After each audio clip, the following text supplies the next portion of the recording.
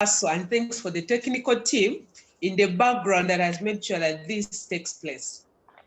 I hope and pray that you have very many people who have logged in and they're actually talking to us and they will talk to us. Our topic as it stands, I hope you still hear me. Yes, we do. Okay.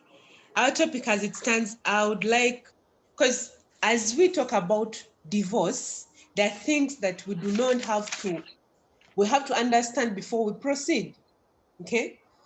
And the divorce usually is actually an outcome of something, because you can't begin life in a divorce. It means by the time you have divorce, there was marriage before divorce, right?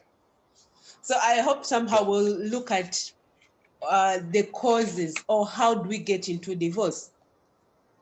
Because at the moment, we cannot just jump into divorce, navigating its pitfalls in divorce matters without knowing where divorce comes from. If you don't know the cause, then you never cure the disease. I'm not so sure, I cannot check backwards to check how many people are looking at us, but there's some statistics that you ought to have on your fingertips, that for every 50%, for every marriages that happen, this is statistics in America. I want you to get so much of Africa, because the panelists, I can see we are all Africans and probably would like to speak a language that is way back at home. When I look at 50% of people who get married actually end up in divorce. And we see divorce happening in people who marry at a young age than those ones who marry later. Maybe by the time they get married, you're yet to tell us, maybe they know why they are getting married. And those ones who marry young, probably. So I don't know, because you're the experts in this. But I would like us to start by asking Albert, can you first say hi to the members who are listening in to you and make a quick, brief introduction of yourself? I'd like to begin with, I'll end with Pastor. Let me begin with Herbert. A quick introduction, yes, put on your microphone and say hi to the audience. Hello, Lydia. Yes, Herbert. You can hear me? Yes, I can. I can hear you loud and clear. My name's Arinda Herbert. Yes, in Herbert. Lauren. I'm a senior associate with Saimbel Advocates. Okay. What our discussion today is going to be about, especially from my side, and especially for the people that are listening in to us. Yes. The purpose for which we intended this webinar for is to enlighten people on how to navigate the challenges that are associated to or with divorce, especially for the time that I've been in practice and the divorce matters that I've handled over time. You realize that there are very small things that ought to have been considered prior to parties getting into a divorce proceeding, but then they overlook them and they end up making the divorce process a very, very awful experience and something that everyone would not wish to get through. And you as an advocate, you start feeling like you're doing society a disservice, and yet this shouldn't be the case. So for all the participants and the people that are viewing us across the globe, you're welcome, and thank you for participating. Thank you, Herbert, for that preamble. And then we want to hear from Pastor Bishop Andrew Lugolobi. Can you just give us a simple brief of who you are and what you're going to do in this discussion? Pastor, enable your microphone and talk to us.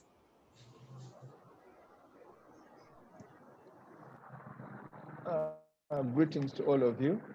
Yes, Bishop. My name is Andrew Lugolobi. I am the General Secretary of the Born Again Faith in Uganda. Yes. I'm the former Auxiliary Bishop of Kampala. Okay.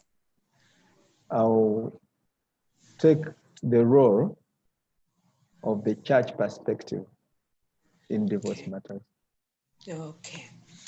Thank you so much, Pastor. And then we have on the panel, we also have a counselor. And that is none other than Evelyn Lufafa. Evelyn, please say hi to the audience. Yes, hello, everyone. And thank you for joining in as we discuss this very pertinent issue. Hello, can you hear me, Lydia? Yes, I can hear you. I can hear you loud and clear. Very good. All right. So, Evelyn Connie Kharono Lufafa is my name. I am doing private practice under the names of Samo Therapy Consultancy. It is a psychological company, a company that helps people to deal with their psychological and emotional issues. And in this topic, I'll be coming in to handle the emotional pitfalls. How can a couple go about in case they decide to divorce? Okay, because by the time a couple comes to files for divorce, unfortunately, in most cases, the marriage is already dead and the feelings of attachment which hold a marriage together have already run down. The unfortunate thing that it involves a lot of psychological dynamics and because of ending a marriage. And therefore, this is when a counselor comes in to help people. If they are to end a marriage, then it has to be ended in a way that is not going to destroy even their own lives and even their children. And if they are to make it work, then they will still need support. Thank you. Thank you, Evelyn. Now, we have a very wide diversity of this particular topic we are looking at. When I look at the pastor in their perspective, because according to the church, till death do you what? Part. I would like to hear what the pastor would say of divorce, because according to what church allows us, there is no divorce. That definition doesn't exist. But before we come to you, Pastor, can Herbert tell us what is divorce? Then we can discuss exactly what that one means. Because I really don't know how, Pastor, you're going to handle this. Herbert, please tell us, what is divorce? In a simple man's language, divorce is a process that is instigated or started by parties that have gotten into a marriage, a legally binding marriage. So those that are not married cannot engage into a divorce process. For example, most of our communities, families are established under a cohabitative kind of family setting. So few people get into the marriage setting, which is the legal way of formalizing your relationship. So this divorce only applies to people that have engaged into a legally binding marriage. It can be church, it can be civil. So unless you've been married, that's when you can engage into divorce. So divorce is that process which dissolves that marriage or that agreement in which parties get to be joined together either through church or through civil marriages. Yes. So it means that if I am not legally married, like I carry myself to my boyfriend's home, I have children, 4 or 5 children, and then it's time for me to say, these things, I call it quits. I'm actually not divorcing, I'm simply taking a walk out of his home. Exactly. It's not called divorce. Put it the right way. If for those that are not into a marriage, you just walk. But just in a walk marriage, away. In a marriage, you walk, but you remain with a string tied at your back. So until you get divorced, you cannot engage with another person. If at all you intend to marry someone else, you cannot until you're divorced. Wow. So it is a form of dissolving a marriage. Wow. That's a tight one. Now, when I look at my statistics, when they said the reason as to why people divorce, I find lack of commitment as the highest percentage. It takes up 73% of as to why someone would divorce. And then arguing too much, that's a funny one though. I thought an argument is just means of just exchanging ideas. Arguing too much takes up 56%. And surprisingly, domestic violence, as a matter of making people divorce, it is at the lowest, 25% of causes of divorce. So marriage issues are also very complicated. I would like to hear from Pastor, having gotten the definition from you, the land person. I don't know what we are doing, the rest of us. The land person has told us that Divorce is basically a separation or dissolving an agreement made in two legally married partners. So, Pastor, I hope you can hear me. Pastor Andrew. Yes. What is the church's stand when it comes to divorce? Does divorce exist anywhere in church policies? Because we may be discussing a topic which that is irrelevant as far as church is concerned.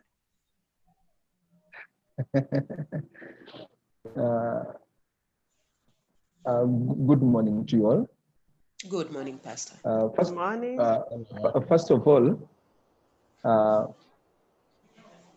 I'm not only a pastor. Yes. But I have different fields and backgrounds on me. Mm-hmm. My first degree was in education, secondary education. I also have a degree in law. I've also engaged in different courses. Mm-hmm. One, international women, human rights and health. Then the other one is also international human rights for children. That is mm-hmm. for the Geneva University. Mm-hmm. When I'm going to handle this topic, mm-hmm. not leaning on one side, mm-hmm. though the canon will in one way dominate. The canon in you. When we talk of divorce, okay. The canon will somehow dominate, but okay. Divorce does exist. When you read the scriptures, Mark chapter 10 verses 4, in Matthew chapter 19 verses 7, Jesus said that Moses permitted a man to write a certificate of divorce and send his wife away. Now, it is the same in Isaiah chapter 50 verses 1,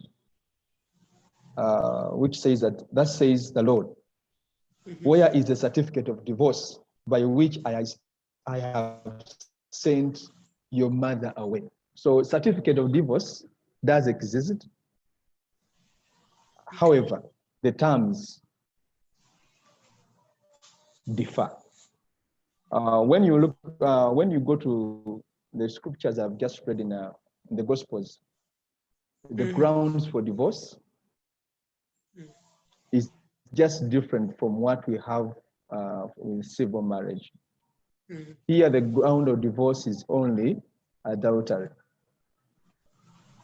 And the conditions also, there is a condition to divorce.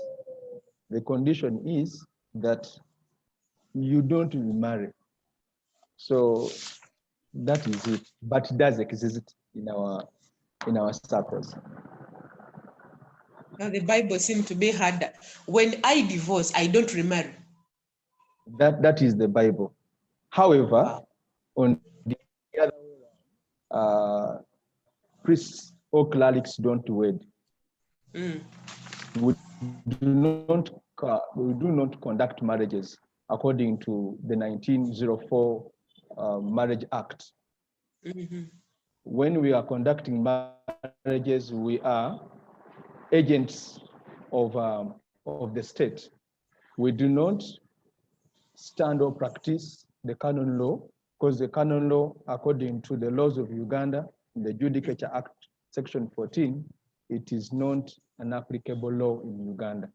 And therefore, we do not wed. That's why when we are conducting a marriage, when it comes to signing, we sign mm-hmm. as agents, we sign as agents of the state.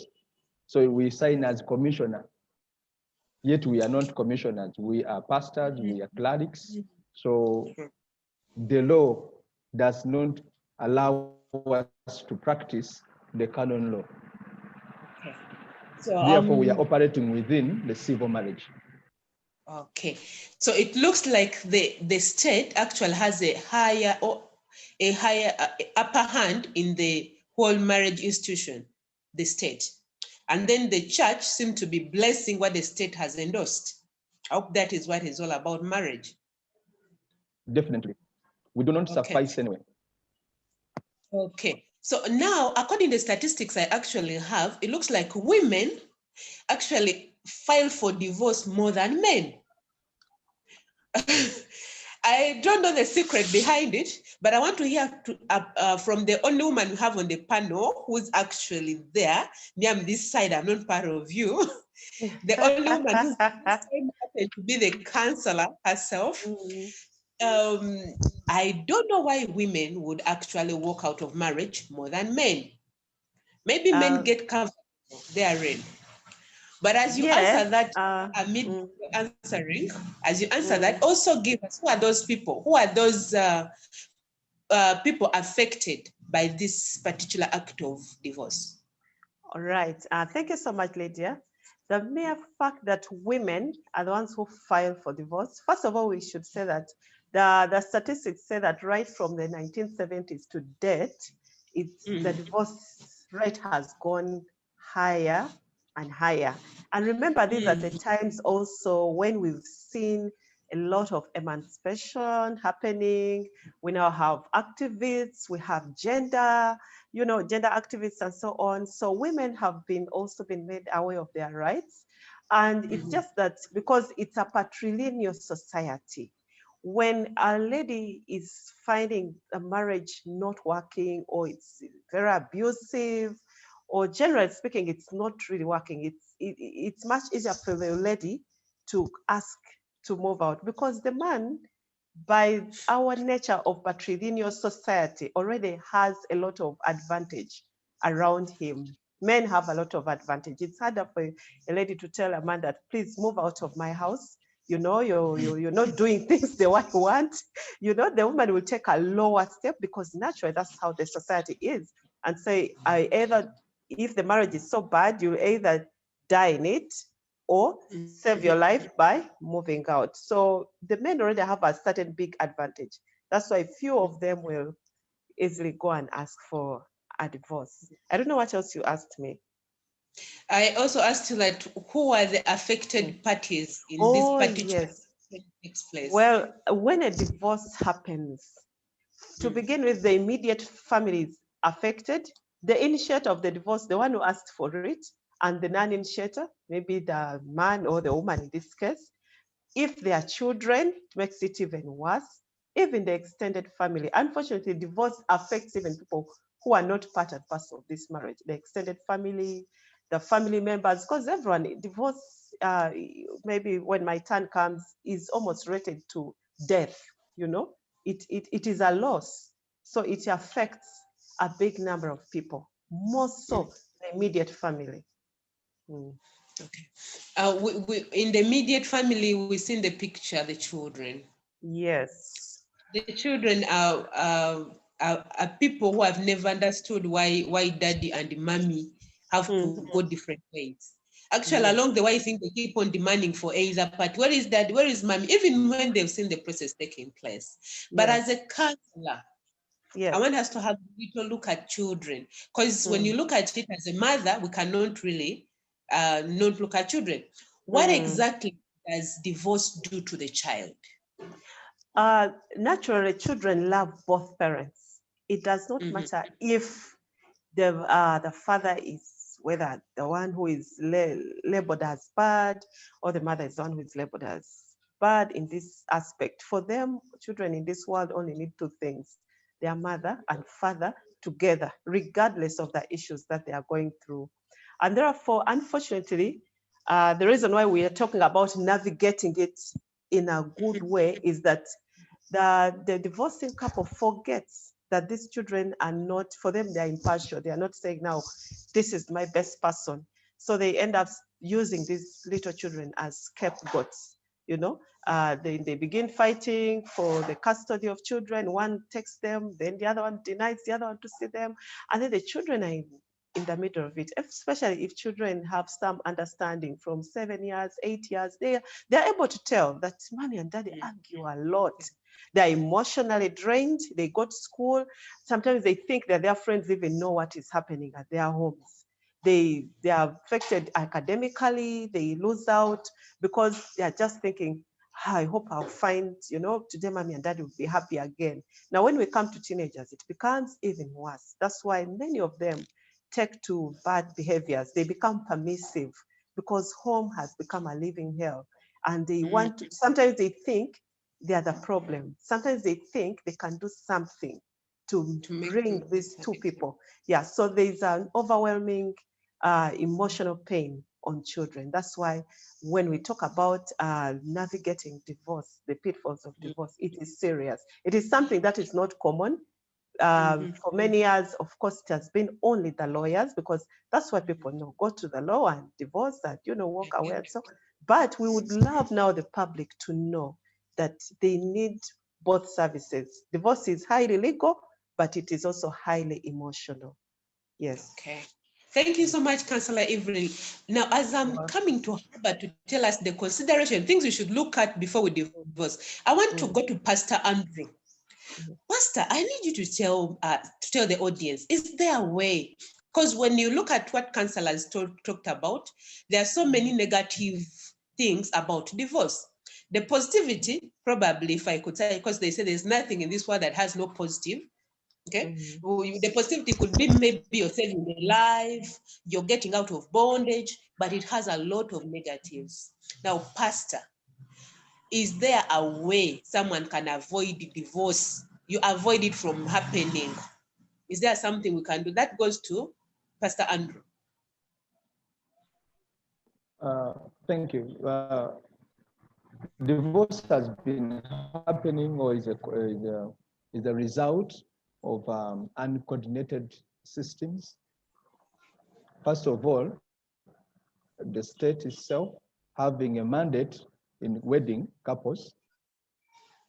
The Register of Marriage has no department of counseling and guidance. There should have been a tribunal to conduct marriage issues before they go to court. But the state is not interested in such. They're only interested in registering and then court processes. Now, in our discoveries, in most of the divorce, we have discovered that most of the divorce happen because there is an intention to remarry. You talked of the highest percentages for women. Whenever, in most cases, when ladies get someone else who seems to be better than the husband, they push for divorce. So the moment that is broken, the moment it is cut off, they settle. But so long as there is something that is driving behind, they will always push for a divorce. So when you are to handle matters of divorce, we really need to first of all look at what are the causes. An intention to remarry. Whenever you see someone driving for a marriage, domestic violence in the family, there is an opposite sex behind. We have handled several matters, several issues, and that is one of the things that is always driving marriage confusion. Okay, women Pastor, can bear a lot of hardship.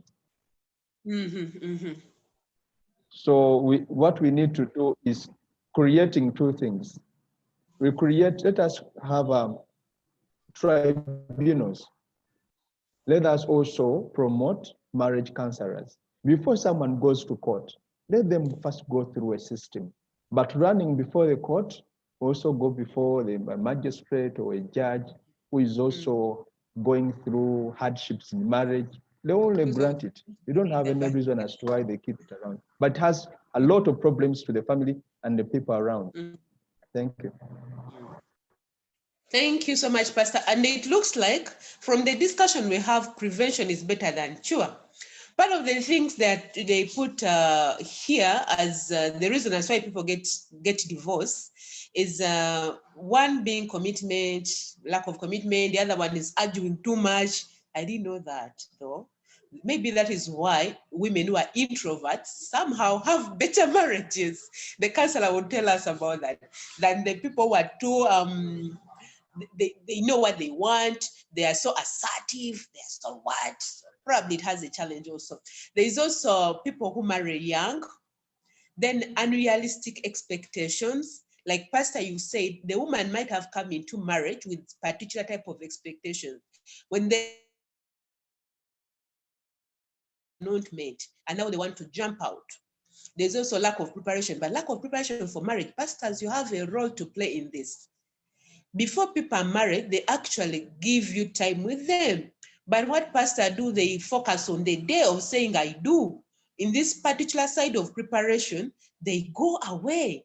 And then I also thought that after marrying me, you have a follow-up. You become a family pastor. You need to know what is happening in our lives. But after we say, I do, that is all. You paid the church fee and off pastor goes and also disappear in your own world.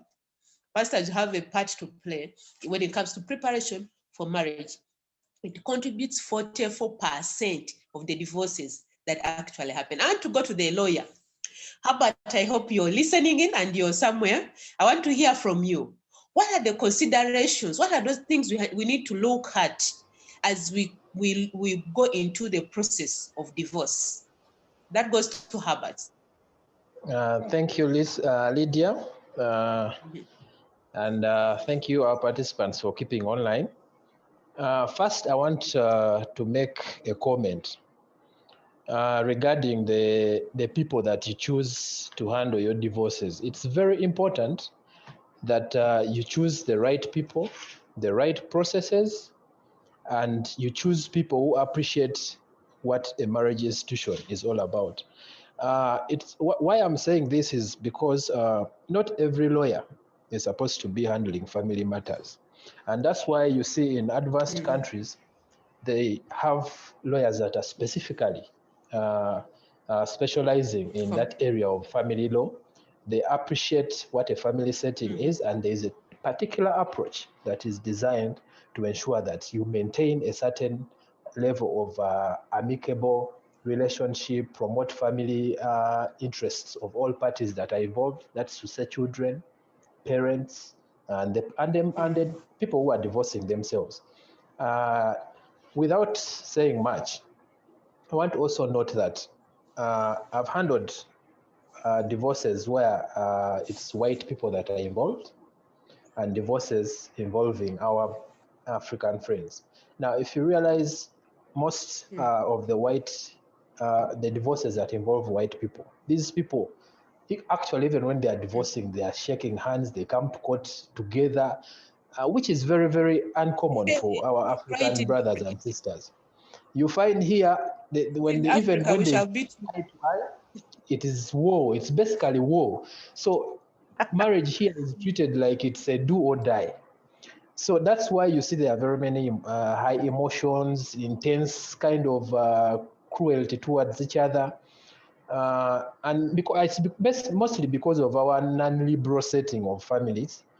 Here you find that it's too patriarchal, the settings favor men. Basically, if I'm to say, the laws were designed to favor men. If you even look at the grounds themselves for divorce, they are basically were designed to favor men, to make it hard for women to access divorce.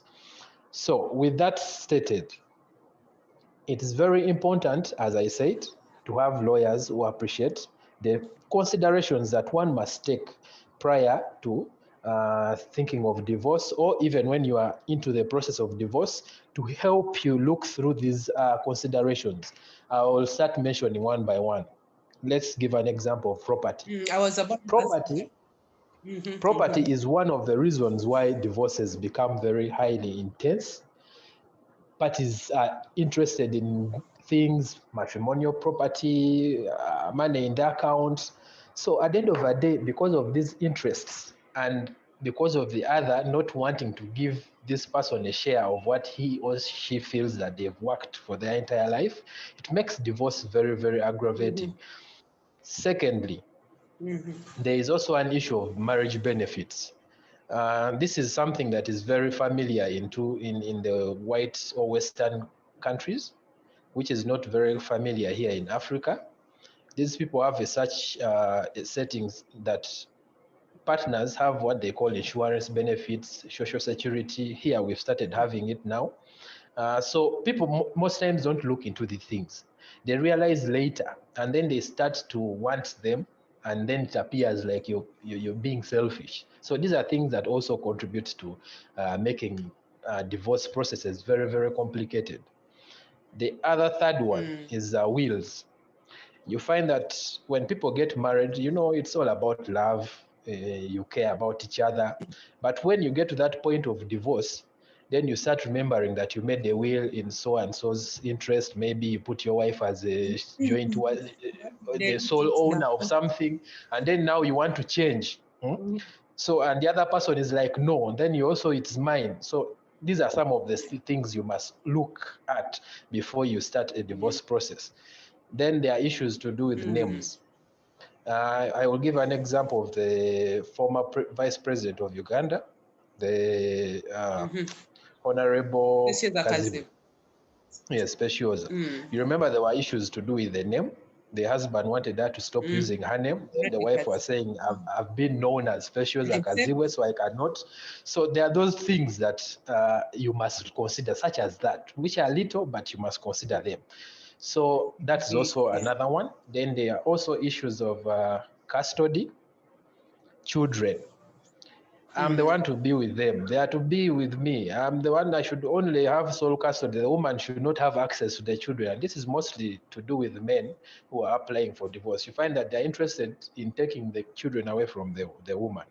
And for me, because of my background and the understanding of the approaches and the interests of all parties that are involved, I always discourage sole custody. Someone having entire custody minus the other party having access and denying them.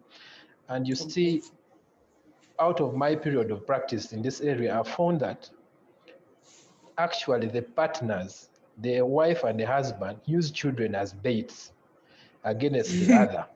Mostly, I'll give an example. Women want to remain with children because they know that is the only way the man will send money. And she will also be able to use her own things. Because these are some of the issues men bring. I don't want to send money to that woman. Instead of taking care of the children, she looks after herself. And then after a week, she's asking for more money. So these are things that make divorce very hard. Then another one is co-parenting, which is practically what I've been talking about. You want to only be the only parent. You forget that you did not manufacture, let me use the word that, you did not manufacture these children alone. You are two people, and these two people are responsible under the law and under the Constitution to take care of these children. So there shouldn't be anything to do with I'm the only parent. It should be a responsibility of two, even when you've divorced. Then the other one is child support, which is more of co-parenting. When you're co-parenting, you have to look at things to do with how are you going to provide child support. So you have to share, divide your responsibilities. Say, me, I'll do school fees, me, I'll do rent, I'll do welfare and medical. So these are things you must consider. And then there's also another important thing, which is to do with alimony, spousal support. You find that most of our settings here, ordinarily, let's give an example of our parents right now. It is something that is being outdone today. Most of the women today work. But prior to that, you find that women were staying home, the men were the ones working. So alimony is something that would enable such a woman who has not been working to be able to be provided for with maintenance for the time after her divorce with the partner. So here they are considering that the woman has been with you for all this time. At least there should be some practicable and reasonable consideration that you must be giving her to keep her living her life like it was before. And then there are also, the last one is the issue to do with DNA and let me say parental disputes. Now you find that when people are divorcing, that's when a person now remembers, oh, that child, by the way, resembles the neighbor. He doesn't look like me. It's not my So you get, yes, he's trying to run away from the responsibility and saying that the child is not mine. So you find that they start challenging. I'm not the mother. But most, okay, that's funny, but most times mothers don't dispute the children because they know it is he or she, it's he. I mean, it's her who has given birth to her, to he or she. So most times it's the men that dispute because he's trying to avoid taking responsibility of the children. So I always tell my clients to have these considerations looked at before we actually even commence the process, because it helps you understand how you're going to navigate each of these things. So we approach it from a mediation level before we engage. So you find that most lawyers always want to engage. They don't want to go through the processes of healing, counseling, because even us as lawyers, we do what they call legal counseling. We make you understand what the case is all about. We make you understand what may cause problems as we are trying to secure that divorce for you. So basically, we make it something smooth. So by the time we get to those levels, you know what is coming, you know what is needed. So it makes it more easier than the ordinary way of handling divorces. Yes. Thank you so much. I'm having a little bit of challenge here. That's why you see a little bit of motion. But I want to go to the counselor now. Psychological preparedness as far as divorce is concerned.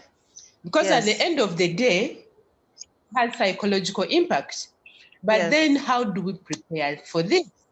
How does the family or the couple prepare? I'm seeing something that Herbert has mentioned, something to do with what the couple did not expect to come. They didn't see it coming. Now, when it so happens, it's a shock. They are all, and when you're shocked, you respond differently. So as a counselor, psychological prepare. Meanwhile, I don't want the listeners to think that the panelist or the team here is advocating for divorce. No. However, it is an inevitable evil that can happen, and we ought to be aware. And so if it so happens, you should be prepared for it. Now let's go to the counselor. I want to hear your psychological bit of it. How can a family or people prepare for this divorce? Okay.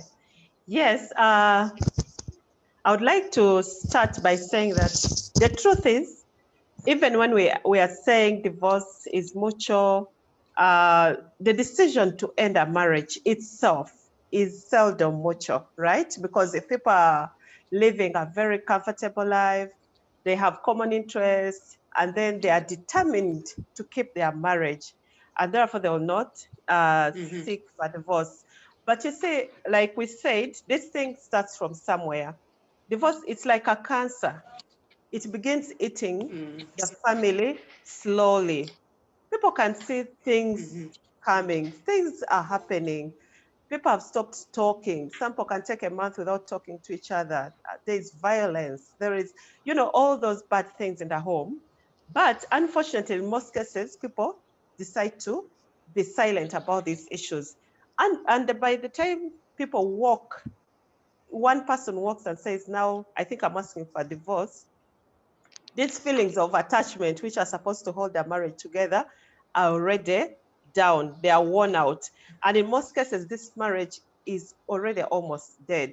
Now, like what Herbert was saying, because, this involves a lot of emotion. To begin with, a marriage relationship moves on levels, which are legal, which are financial, which are emotional, and family at large. There are all those psychological dramas and so on. So much that one writer even said that of all possible events that can cause emotional pain to a human being, apart from death, it's death and divorce that rank high. So, meaning that when there's a divorce, it's a death of a marriage, isn't it? And therefore, we have fear of loss. There are acute feelings of anger. There is feelings of betrayal.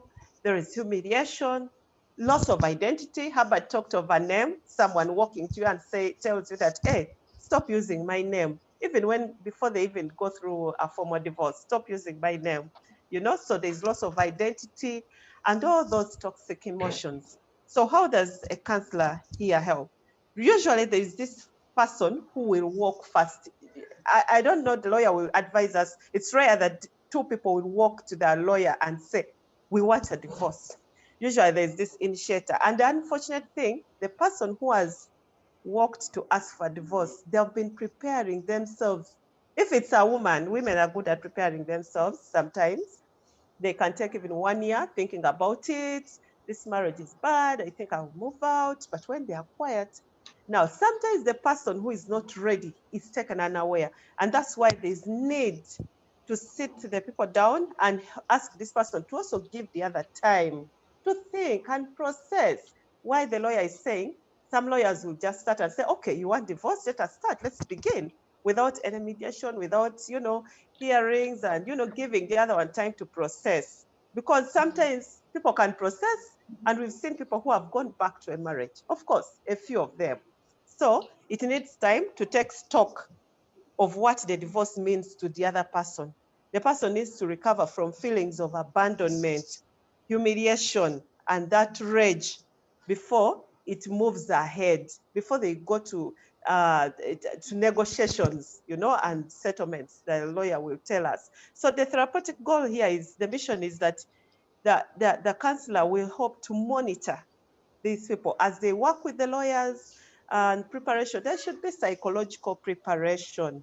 What does this divorce mean to you? Like someone said, are you really doing it because you want property? Is that all? Because we've seen people, even after getting all the property, they still remain with a lot of pain. They remain peeping in another person's life. So at the end of the day, it's not good to rush the whole system. I want the papers. The papers are here. I'll just sign what? It should move in stages. The pastors involved, counselors involved, working with the mediation, the lawyers, and so on. I'm very sure a true divorce cannot take even only 6 months. Still, the lawyer will advise us. If it's really a genuine one and people do not want just to hurt and tear each other down. Yes.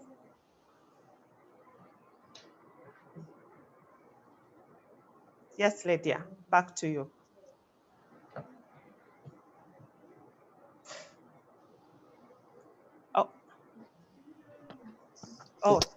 Has Lydia is off. Oh, she has got some technical issue. Okay. Okay. So I don't know if I can continue with just speaking about the role of a counselor as she comes. Okay. So okay, right. So the role of a counselor at each of this stage, right from the start, we already agreed that divorce is legal, but also emotional in nature. And therefore, where does the counselor come in? Of course, the counselor is working on the assumption that by the time the person is really down asking for divorce, it means that the relationship is at a stage where both parties cannot continue in a romantic relationship together, despite the efforts to save the marriage. And therefore, the counselor takes a neutral role. The counselor works with both. To begin with, the counselor will work with the initiator, the one who comes to ask for divorce, because also they come with a lot of rage, with a lot of anger, with a lot of too much emotions. So you want to help the person come back to their senses and process these things very well and know that they really have genuine reasons for doing this. But also the counselor will work with the non-initiator, because they can also want to say, hey, this person has asked for divorce and I'm not ready, you see?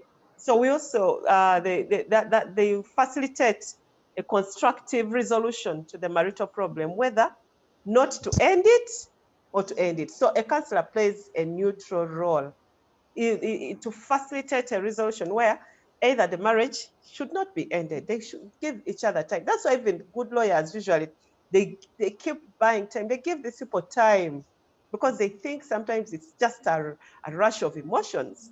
And so they need help to look at their decision. Maybe they can even get back together with time.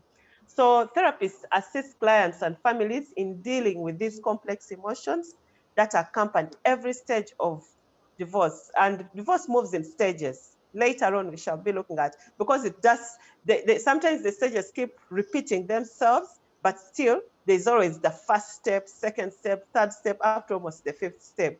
And then also counselors provide information, and whenever possible, they steer clients towards collaborative negotiation. So the role of a counselor is very neutral. They do not side, they do not advise that now you do like this if you have done this. No, it's a very neutral. It's to educate, it's to coach, it's to help the person deal with their emotions. Because at the end of the day, after this, divorce has very big effects on someone's life, because you see people going on, but they still look backwards. They still get interested. Oh, he has married another lady.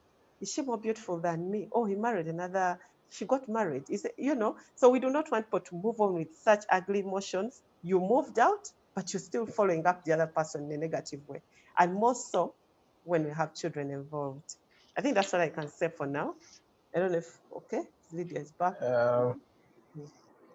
I think to add on what Evelyn has been saying, it has actually just reminded me of a scenario where I was handling a divorce matter, and the former wife to my client, or rather at that moment was still a wife, undergoing the divorce process, came all looking good, a nice car. Huh?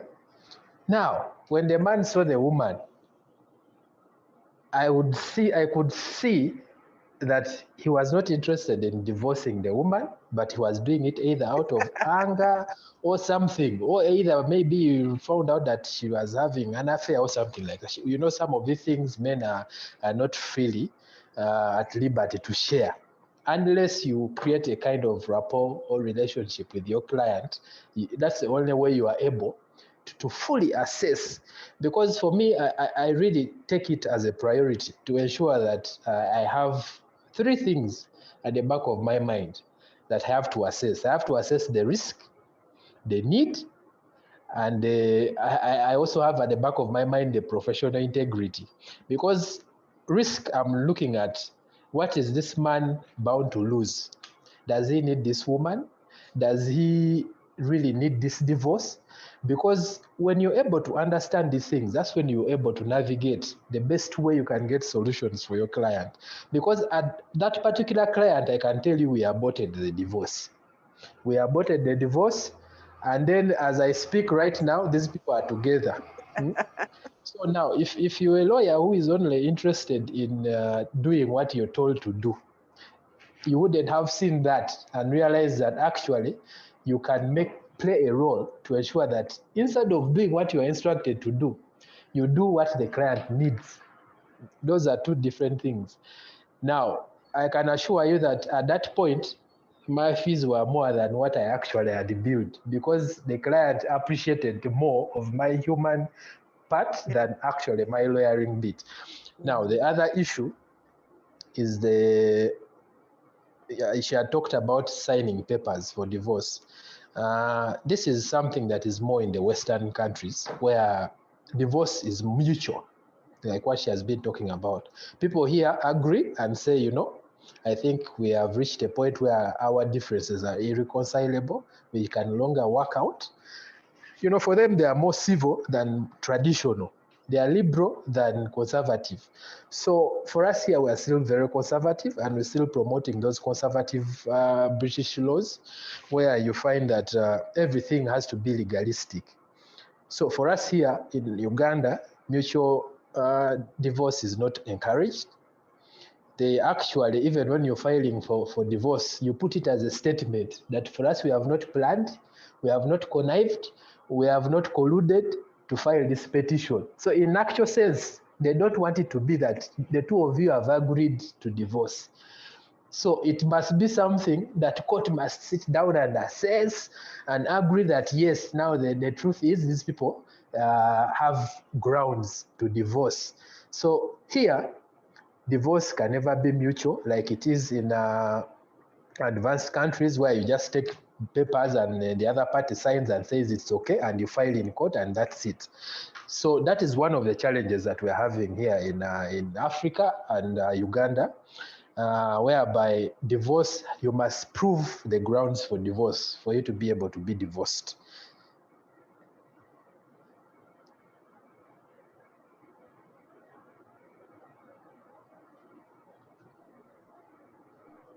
Hello? Yes. Yes. Herbert. Oh, sorry, let me just interrupt. Herbert, can you allow Lydia in? She has been off completely.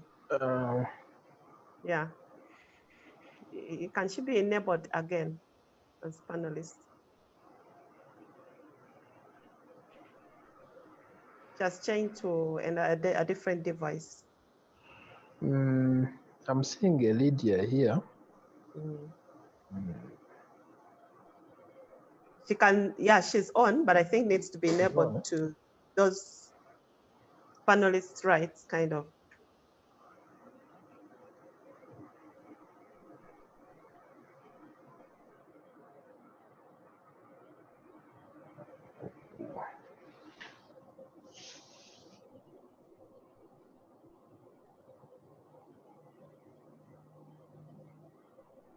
Can I be submitting as? Yeah, you can be submitting for the meantime. Yes, please, Pastor, you can go ahead.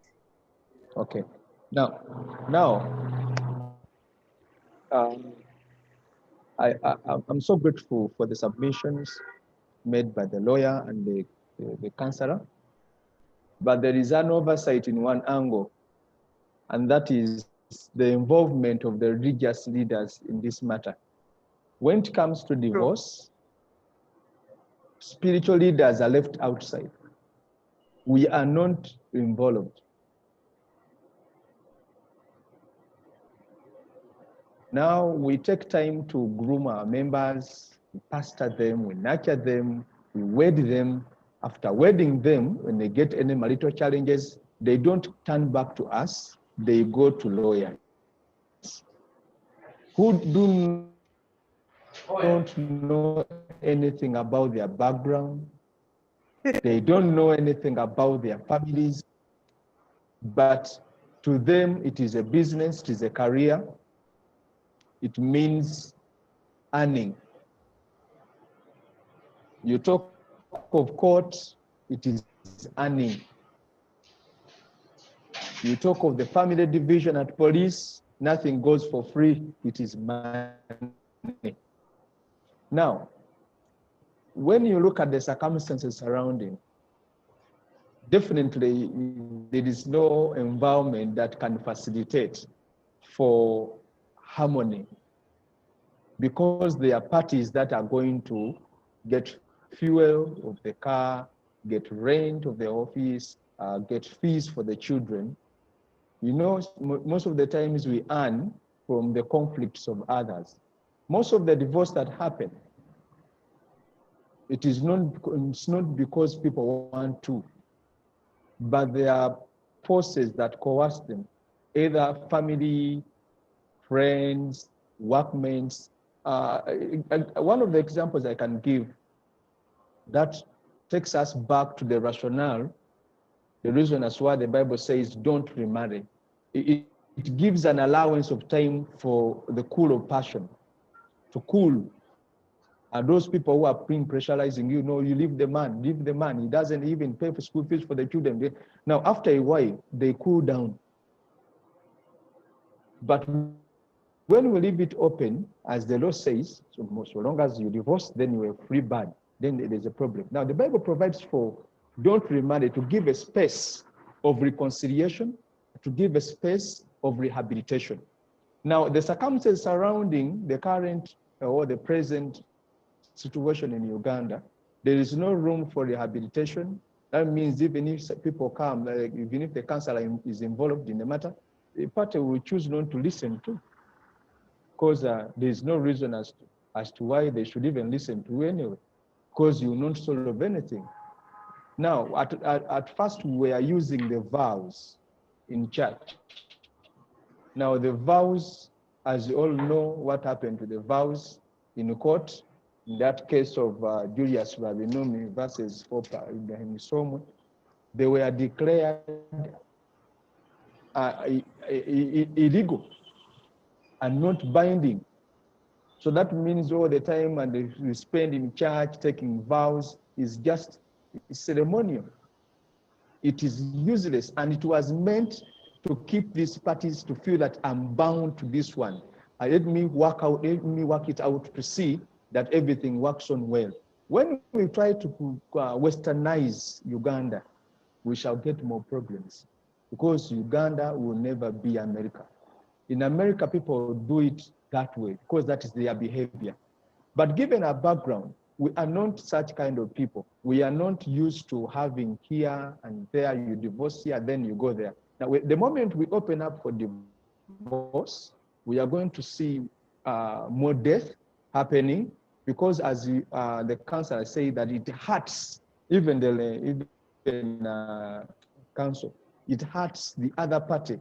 Remember, most of the people who are currently who are going in for divorce, they are doing it as a form of punishing. I will punish you with the divorce. When you have an argument, they come with the divorce papers. I'm going to divorce you. No, divorce is a punishment.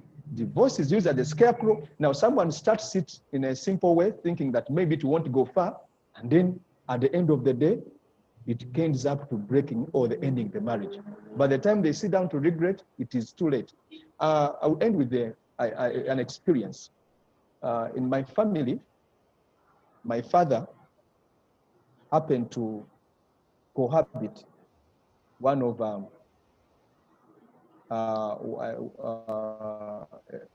the employees. Now this lady came with a lot of force, changed my father's heart. Then daddy became so violent at home. He could only come to cause confusion. He went in to go and file a divorce. Then mommy said, no, for me, I'm going nowhere. I'm taking care of my children. But do what you feel that pleases you to do. So he decided to go, build another house. We are staying in Ngayaza. He built a house in Kalere for the second wife. He stayed there. After about 15 years, the new wife also traveled to US and got a Muzungu man and married. Then after more 3 years, that is, I'm now counting 19 years, daddy tried to come back home to settle the matter, settling it after 19 years. So when we talk about issues of marriage,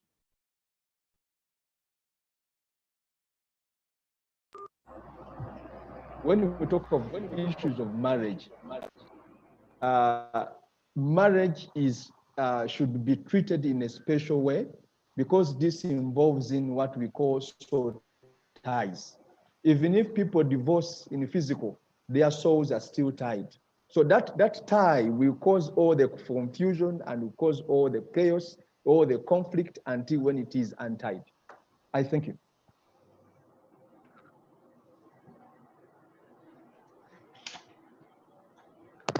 Thank you, Pastor. Actually, in the meantime, as we are trying to get in the host, Yes. the moderator, you can be responding to a comment from Mr. Emmanuel Kironde. Yes. There's a question that he has posed, and his issue is the church perspective on divorce is not coming out clearly. So under what circumstances does the church allow divorce? So in the meantime, you can be addressing that as I try to get in the moderator. Okay. Thank you, Mr. Chilonde, for following. Now, when we talk of the church's perspective in matters of divorce, as I said,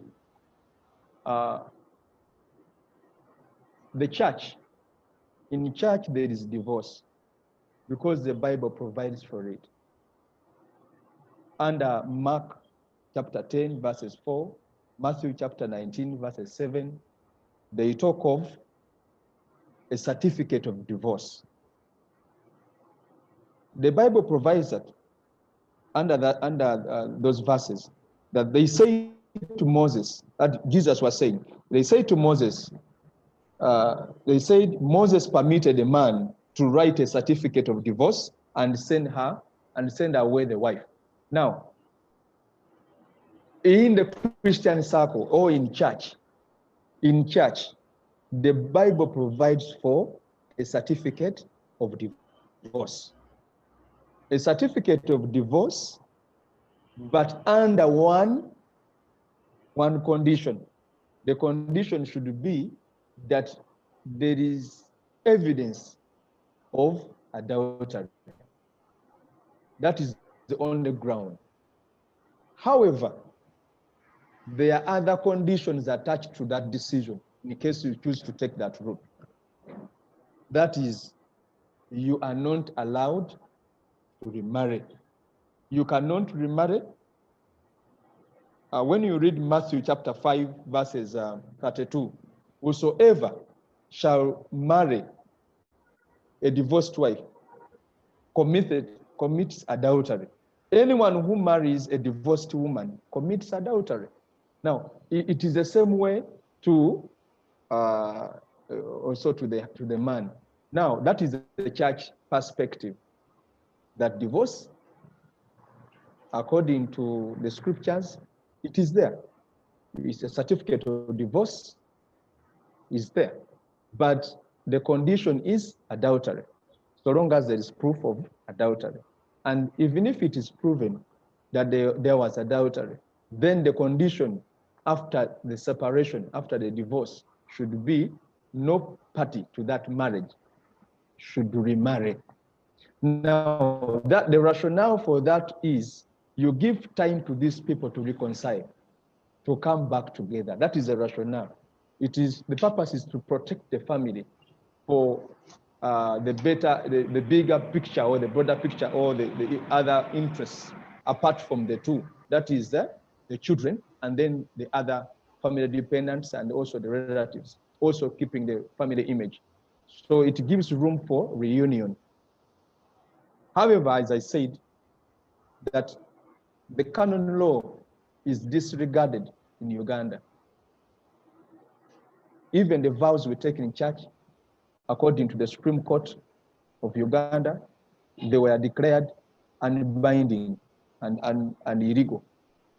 So given the background that you also wed using the civil marriage law of 1904, we still have strings attached that now current, as I speak of now, the vows we take in church are just ceremonial, they are unbinding. We are using the civil law to conduct our marriage. We are also just agents on behalf of the state. That is why we are also right now advocating for the Christian marriage, that we also have our canon law, also part of the laws in Uganda, that we also conduct our marriages using the same. Thank you, Andrew. Yes. For the meantime, I will be a moderator and at the same time a panelist. Is Evelyn still online? Yes, Evelyn? I'm online. How about I can see you? Yes. I think Lydia is getting problems. I can see her, but I can't activate her video. Yeah, maybe when the technician comes back, they will keep helping. Now, in the meantime, I'll add more onto what Andrew has been discussing and communicating onto the listeners. Okay. Now, you see, most of the religious arguments and debates on divorce, as it is a biblical argument, and that was based on the fact that the church is first of all constituted in the word family, because the church is a family. Now, divorce is something that the church or also, as I can constitute it, the family, as something that was very much of a taboo, something that community and society should look at as something that is outlawed. So in the previous or in the earlier days, people who were divorced were looked at as outcasts. Actually, it became very hard for you to live in the community. So divorce under those perspectives or under that perspective is something that is castigated by the religious settings. But yet, in reality, it is something that is very common in our society. And just like the way laws keep changing and lifestyles change, I can tell you in the 80s, the way people used to dress was different. The way people dress today is modern, it's transcending, it is something that is continuously changing.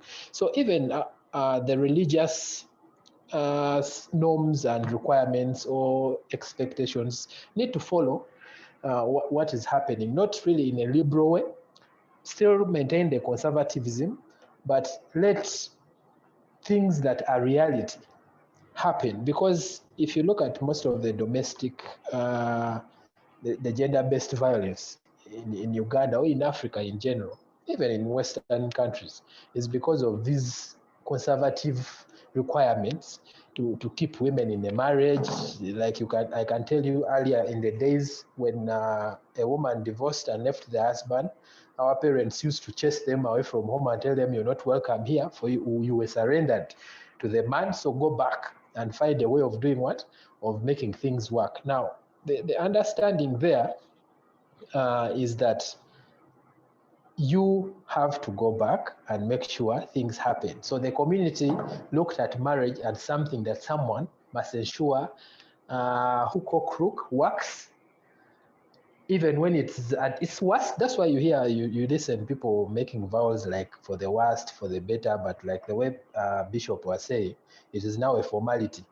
If you are to look at the people who are wedding today, it is like a fashion. Actually, today weddings are a fashion. Every young man feels that they should get into a wedding simply because it's something that they must do. It's like holding a phone. I must marry this and have a wedding because my friends wedded. But if you to ask them why they are getting into that marriage, the reasons they will give you will amaze you. And those very reasons, and not having that strong background for why you're getting into a marriage, is the reason as to why divorces are high. Because I can tell you as a matter of fact, a marriage is not something that there's anyone that can tell you is an expert in.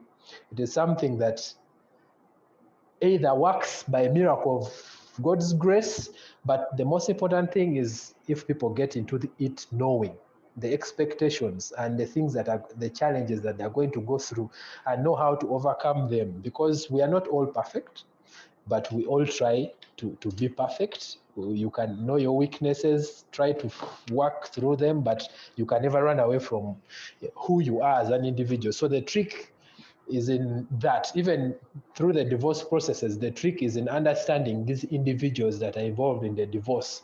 You might find that someone is very petty.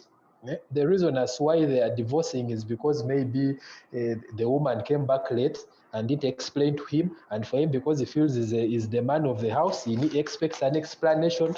But you see, sometimes you have to forego some of these things and live in reality. The reality is, if the person has not given you an explanation, let them be. If there is something that they feel they will explain, maybe they might explain later or something like that.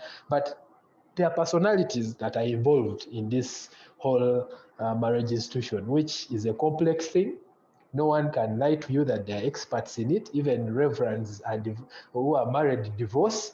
So it speaks into how difficult this institution is, but it's not difficult. It's only made difficult by the people who are involved, trying to be very, very much of perfect, expecting perfect, and wanting people to be who they are and what they expect them to be. So it is something that is a challenge that is ongoing, but as society, we do not have to make it a do or die. Yes, actually, Herbert, just to add on, like kind of what you're saying, to blend, because the reason we are speaking this is actually we do not encourage divorce because we already know divorce. If it's something compared to a death, you know what it means. It's not something that you go through and you don't go out fly. Sometimes, yes, there's this good feeling. Maybe sometimes it can be for the good in case there's a threatening of killing someone. But in most cases, unfortunately, it brings out the worst in an individual. People who loved one another will come up with words that you never imagined. It's the reason we call for mediation and calling for these people to get this all the support they need. Why? If you divorce in a way that is so bad, you speak the worst words about your partner. Remember, in case you have children, at one point, you are going to meet. You know, these children are going to grow. I know of a couple. Yeah, they are friends. They're not just friends, but one was my cousin. They divorced, I think, 7 years ago. They were in a hurry to divorce anyway because, especially the corporates, they have some money, like the lawyer was talking about property and so on. So this lady was not looking at, she would not suffer, she's doing well. They have 4 children. These children have reached university level. But I want to tell you, each of them has tried out life. This guy has tried to marry the beautiful young girls. They keep going and running away. Why? Because usually the first cut, that's why someone says the first cut is the deepest. There are certain things that you saw in this person. And even when you try to keep chasing so many, you keep failing to get what you want. So this couple, they divorced a long time ago, but sometimes their children have reached university. Others want to now get married. At one point, they need to sit down and say, oh, we are arranging a marriage of our children. Like the lawyer said, children are born from 2 people. It's not one person who gives birth. Then the lady will keep lecturing the girl, please don't call your dad. I don't want him into this. And the daughter will say, no, me, I want my father to be in all this, and I have to take this to my father's home. So you see what it involves, why we are calling for mutuality. Because whether you want it or not, you are still going to end up dealing together because you have children together. This will never end. Whether the child has a problem, you'll call on another. Now, if you're going to treat each other like, I don't know, the worst person on earth, how are you going to collaborate thereafter? And sometimes you might get a problem, and it's this very person who comes back and says, oh, let me support them, even though, you know.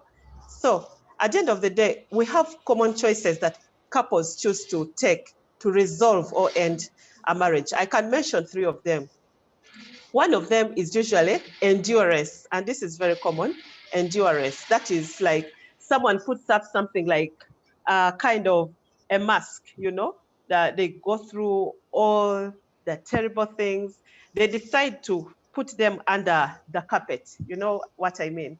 They put things under the carpet, they bear it all, they go on without working on it to improve the unfortunate situation. And by the way, the world will never know unless one of the spouses speaks out, you know? So the two can play and act in front of others. They silently try to endure a rotten relationship. And by the way, this is the commonest, and very many couples do this. And remember, even when these two have not divorced, children, if there are children in this home, they are being still affected psychologically, just the same way they would be affected when the two have separated. Why? They say mommy and daddy shout at each other, but when they come to church, they hold hands. When they are in public, they put up a face mask. And so there will be some personal deficiencies, then they will try to do something about it, and then they leave it like that. That's how people get depression, others get anxiety, others get high blood pressure. They are living a rotten relationship, and they've decided to use endurance, but not to work upon it. Like the pastor said, they do not seek support, not even going back to their pastor to tell him that we are going through this problem. Maybe pray for us, pray with us. Maybe we want to speak out. For us in counseling, we believe in people speaking out to each other. So the other one, that is the first option of endurance. And I think it works well here in Africa. I think it's the commonest, and it's why the lawyer was referring to our conservative way of doing things. But we've had people blow out once, you know. The second one is facing personal problems and making an intelligent choice to build a happy marriage. Of course, this is the best option. But unfortunately, it is the one which people do because it involves work. Hello, Pastor, can you hear me? Can you hear me? Oh, okay. It felt like I was not hearing myself. Okay, right. So the best option, which is hello? Okay. Hello? Yes. So I was talking about the options that people take. I spoke about endurance. Then the second one is facing personal problems and making an intelligent choice to build a happy marriage. This is the best option that can make any marriage work, even the bad one. Why? The reason why people hate this choice is that it takes time. You have to sit and listen. You need to give the marriage time. If you're Christians, you need to pray together. You need to mention these things and say, this is what is hurting us. It involves you maybe looking out for counselors and they help you to revive your marriage. It involves a lot of work and yet it is the best option. So the other third option usually is divorce. And this one, of course, is also among the worst because I mean, it masks, but then it is what makes it easier for people because the lawyer even said it involves very many good things. So at the end of the day, there are options to keep a marriage, but the options of keeping a marriage involves you making an intelligent decision. And you have to be committed yourself that I need this marriage. We need it actually, not one person. It's not a one-man show. So sometimes when the men say it is supposed to be the ladies to keep the marriage, or the ladies think it's supposed to be the men to keep the marriage, it will not work. It takes two people and it takes work. So divorce is, of course, the legal ending. And you know, it produces all those feelings of sadness, of hurt. Why? This is a dream that has been cut short, you know? People had a dream that this marriage would last, would have grandchildren together, and so on. So this involves significant challenges and very uncomfortable changes. So before you get that, look for these options, but they involve the best option of facing your personal problems, you know. But the moment you put up an endurance face, and that is the African way, they will say, just be there. Just be there until the person gets maybe high blood pressure, gets depression. Some of them, they end up in mental health hospitals. Then we hear people cutting each other with knives. That is endurance now. You're harboring.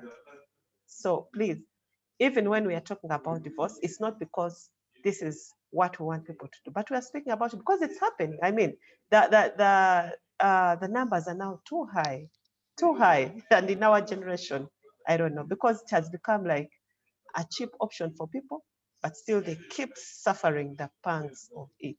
It's the reason now the counselor comes in, the pastor comes in, the lawyer comes in, because we want the best for people.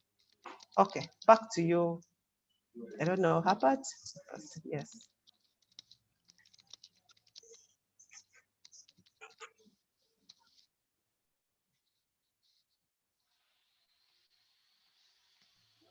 Herbert, you can go on.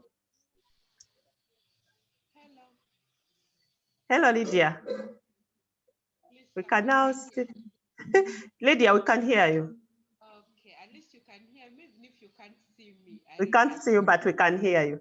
That's enough. That's enough. At Yeah, least I can it's see all okay. of you. Yes. At least I can see all of you. And I was following as different people are putting in different input. Yes. Excuse me. As far as the divorce is concerned, someone talked about the risks. Someone talked about preparation for it. But I was also wondering, what if someone denies you divorce and you really feel in that situation you're actually dying in the situation, but you denied divorce? I've heard of that. I don't know. I would really love to hear from Herbert just in a few seconds, and I also wish that our listeners are able to check in, ask a few questions, and talk to us as our panelists are listening. But before we open up the lines, and time has really gone, I don't know whether we are supposed to end. We are in 9 minutes. I don't know whether some minutes have been added. You let me know. But Herbert, please tell us, are there scenarios where divorce is denied? And if it is denied, what do I do? Do I have any right to walk out even when it is denied?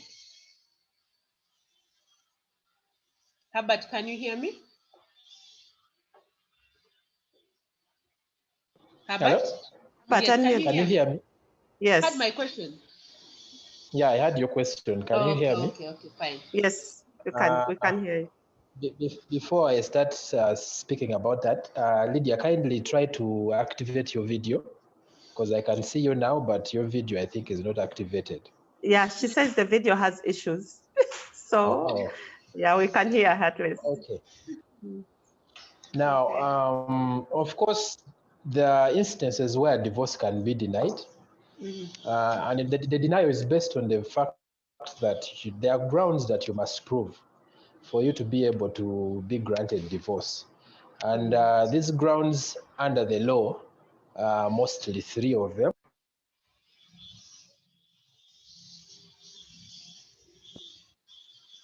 One is desertion, and second is cruelty. The third is adultery, which we all know. So I'll explain briefly what each means.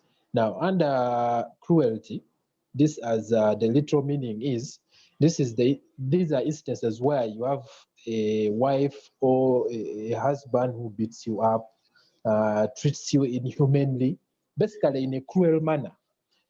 Gets in the house, does not greet you, just abuses you all the time. This can be emotionally, it may not be verbally. So that amounts to cruelty. And as long as you can prove that, then you can be granted divorce. The other one is desertion. For example, I have a couple that have been living in separate homes since 2006, but they are still married. That is the interesting bit. So for as long as you do not undertake the process of divorce, you still remain married and you cannot marry anyone else. So for such a person, he or she has to go and prove that the person has deserted he or her, and they will be able to be granted divorce. The other one is adultery. Now, you know it is very hard to prove adultery unless you've got someone in the act. So you find that most people who want to use adultery as a ground, they have to bring proof as to show the circumstances that can prove adultery. And in the most obvious cases, when someone has a child with someone, for example, your husband has got a child with another woman, as long as you can provide those DNA papers to prove that actually the man is the father to that child, then there automatically you've proved your adultery. But there's what they call condoning and colluding. So in this aspect, I'll speak about condoning. Now, you might have all these grounds available for you. The man has deserted you, is cruel, is adulterous. But then you might fail for one reason that you've condoned. I don't know if we all understand. Condoning is an act or an omission. It can be positive or negative.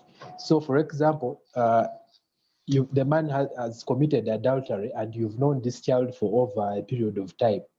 And then because it's now convenient for you, you bring it as a ground for divorce. Now, when you go to court, they will tell you, I mean, you've known for all this time, 5 years. Why is it now? So it would mean that you actually accepted it.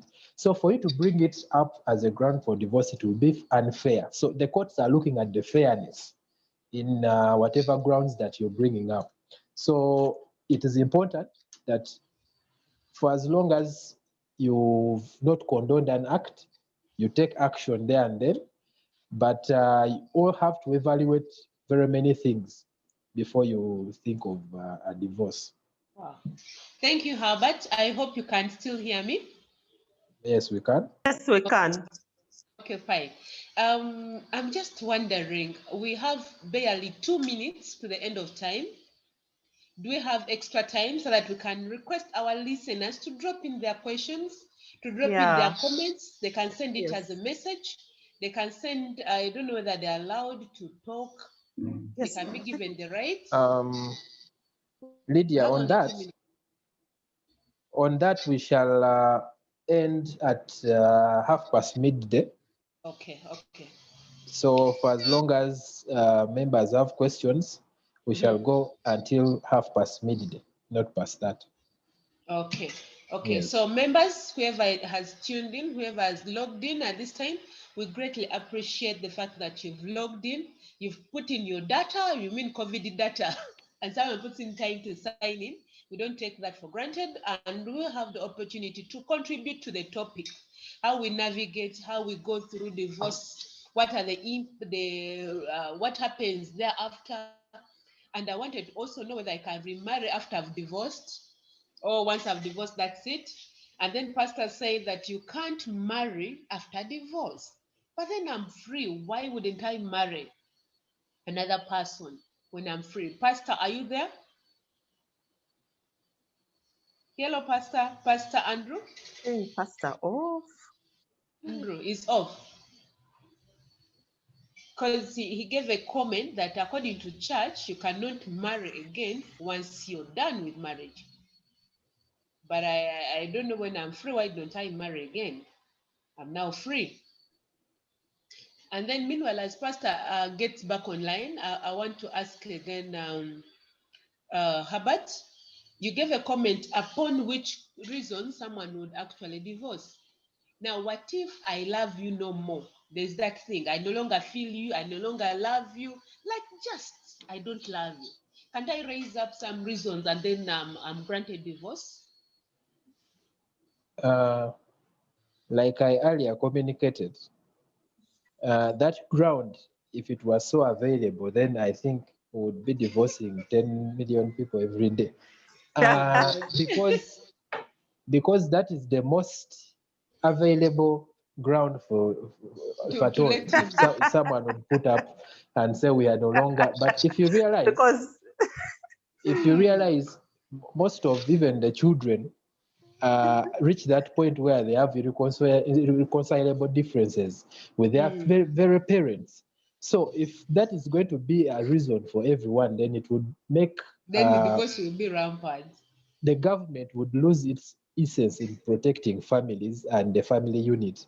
So they want to make divorce as expensive and as complicated as possible. So for you to access divorce, you must be able to go and prove, and the court is purely convinced that actually it is fair that these people be divorced. Now, earlier, courts have been divorcing people on that reason of irreconcilable difference, but there is a recent decision that overruled and said, according to our laws, we only know 3 grounds. And until the laws are amended to accommodate irreconcilable difference, it is not a ground available for anyone. So for now, you can put it up, and if you find and you know, most times, most of these judicial officers you find are women. So if you convince her, you can easily go with irreconcilable difference. But if you find a sober lawyer, he will overrule that decision and they will pronounce you as still married.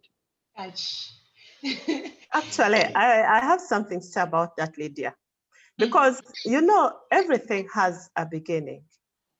By the time, that's why they say, before people decide, because marriage is a decision, only that it's entered upon through feelings. And I think Herbert talked about people these days. People have got the money, People have got the money, the young people today. So they have money to put up big weddings. They want to make the best. And you know, we have social media. My friends have to see, I'm getting the hottest guy, hottest girl around town. So you look at the reasons why people are entering marriage. They are entering marriage for the wrong reasons. Marriage is a decision. And once you decide and say, I want to get married, think about 50 years away from now to then, okay?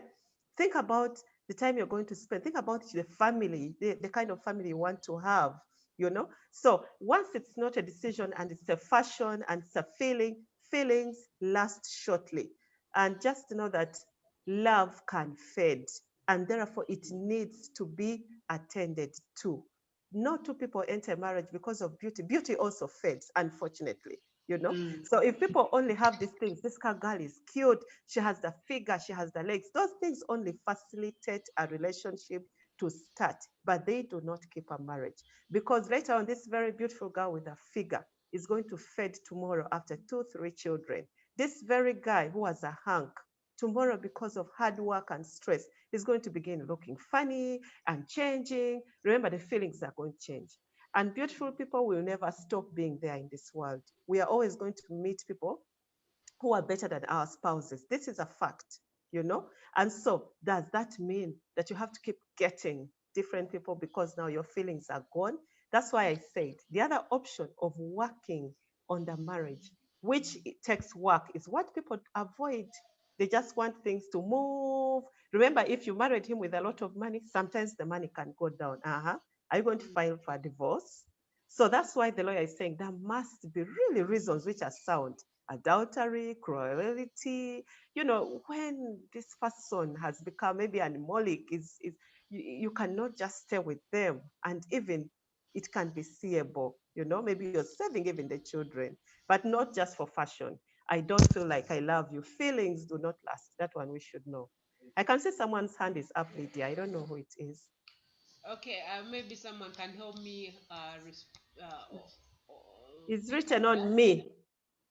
Sorry? The person's that name is me. It's just me. So I don't know. Maybe they can just go ahead Okay, and can the technical person allow the person in, or we'll ask a question. Yeah, have them and ask their question? Because I don't have they those can rights. even use the chat if they have not been. Because I don't know what's happening. I see the hand is up, but they can also ask using this chat. Yeah, okay. So members, feel free to type in your questions in the chat, and they will actually be responded to. The lawyer, the pastor, and the counselor are all here listening in to handle your situations. Now, what I saw that is a little bit risky is these days marriage is no longer okay in Uganda. Let me talk about Uganda. In Uganda, marriage is a fashion because having a wedding, when by the time COVID came, weddings were just the style. They had even brought in different styles, how to do it, how to make. For us who used to do event management, you realize that in every function there's something new that comes in. So every youngster was coming into a wedding, not a marriage. Okay, and then you also realize in the Western countries, according to statistics, marriage, the urge to get married is actually going down. The rate at which people divorce is the rate at which they marry. So the marriage thing, they divorce more and marry less. So that effect has made marriage not to be a very popular thing. I remember when we were young, little children would play bride and groom game, okay? Meaning they mimic that and they admire to be that. Today, it is failing to, it's no longer a prestige apart from putting on the gown.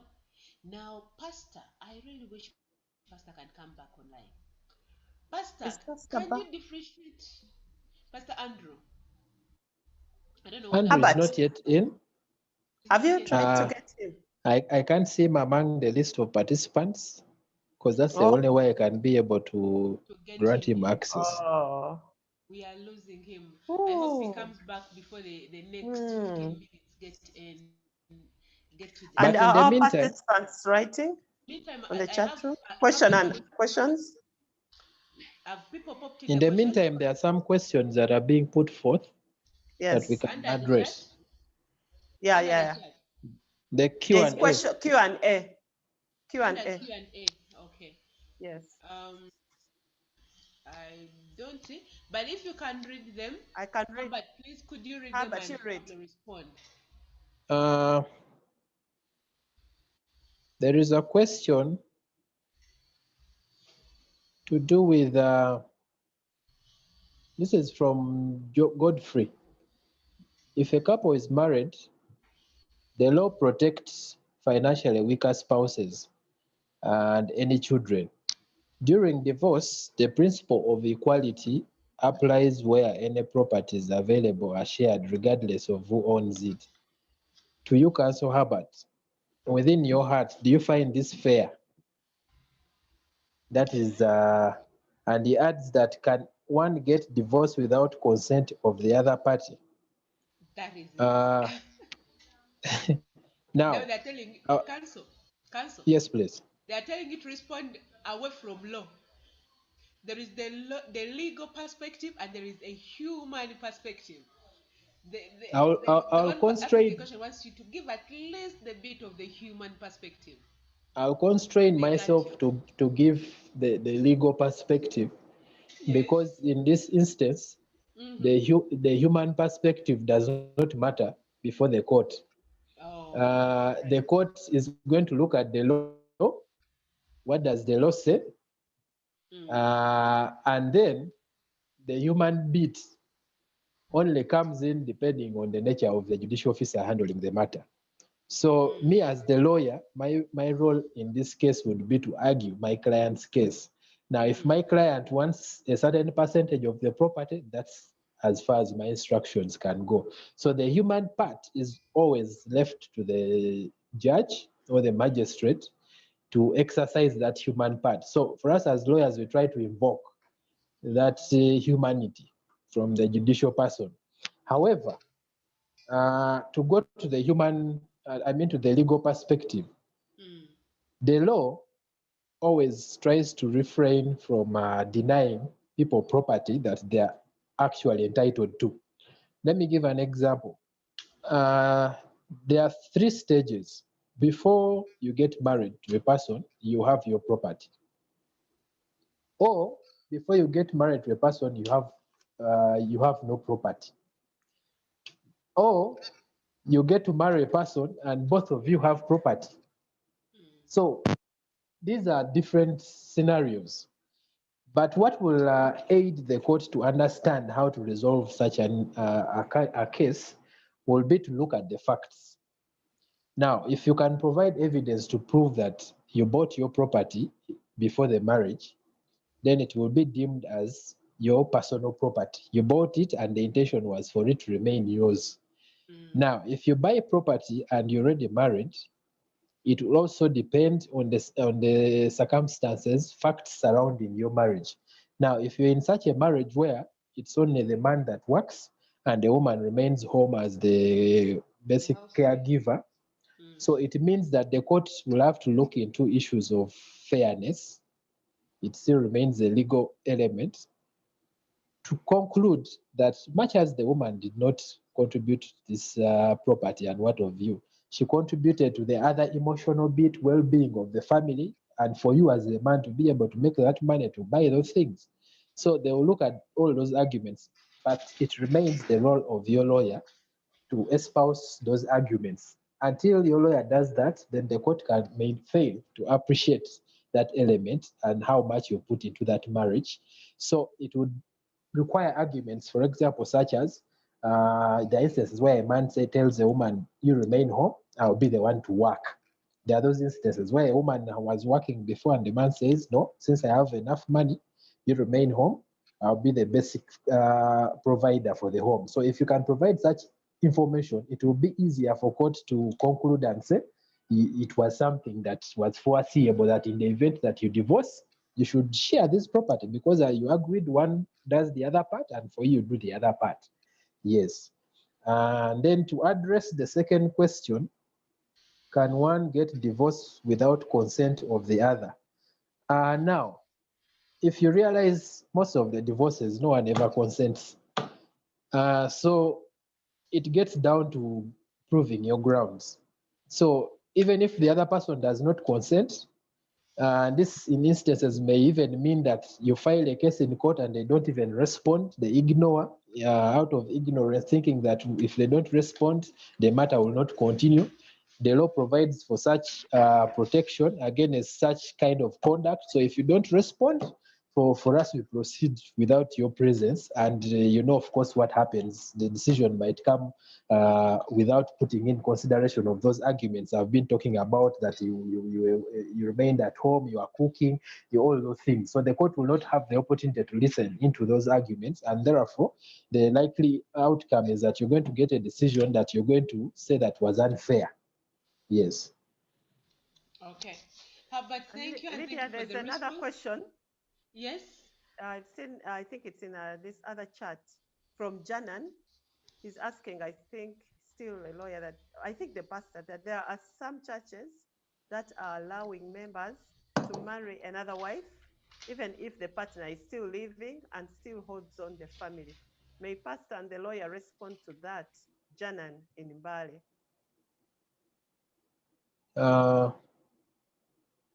Let me try to see which question that is. There are some churches that allow members. Is that the question? Now, just like the way you would go to buy land, we have an institution, or rather an office under the Uganda Registration Services Bureau called the Registrar of Marriages. Now, it is incumbent upon the churches under which partners decide to get married to have their marriages, or the marriages of the people they've wedded, to be registered in those churches. Now, you find that if you go and marry in those funny churches, they may not understand that they have this obligation to have your marriage registered. So it puts you under risk that it's likely that either of you, the people intending to marry in future, will easily get married to someone else without giving a person an avenue from which they can get information to find out whether you are married or not. Now, the Registrar of Marriages is an office where they register marriages, give it numbers, and if a person is to search and maybe enter a name, Nakyeyune Lydia, they will find that information will come out and say you are married in this church on this day to so and so. These were the witness, ABCD. So it is just like land. If you're going to buy land, you do a search and find out the ownership, the size, and what have you, to ascertain that what you're getting into is surely either vacant or available for you to purchase. So similarly, this information is not very up to date in Uganda because it has not been something that they've been pushing as a requirement. So you find that there are chances that those who are shrewd and that they are done with the relationships end up getting into other relationships, and the partners that they got married into are caught unaware. However, there is a solution under the law. If you get into such situations where your partner has gotten married to someone else, worry not. Just get to a lawyer and they will know what to do. And the simplest thing there to do is, the law is clear. Once you're married, you're supposed to get married and after you're divorced. So for as long as they've not divorced you, you only go to lawyers and have that marriage that they've contracted with whichever nullified. So apart from divorce, there's what they call nullification of marriage. So for divorce, you prove the grounds that we earlier intimated about: desertion, cruelty, adultery, and things to do like that. But then in nullification, all you need to prove is to provide that certificate to show that you are actually married to that person. That is all. And they will cancel that marriage to that person that they've married. And this is very common, by the way, in Uganda. People are getting married before they get divorced. And those marriages, when a man wakes up and wants to divorce you, he will simply go and say, me, I got married to Evelyn, I got married to Lydia, but I was already married to another woman. So the court will simply cancel it because their role is to protect the family. So which the family in this case will be the earlier marriage. Yes. I hope questions are still coming in from our viewers and listeners.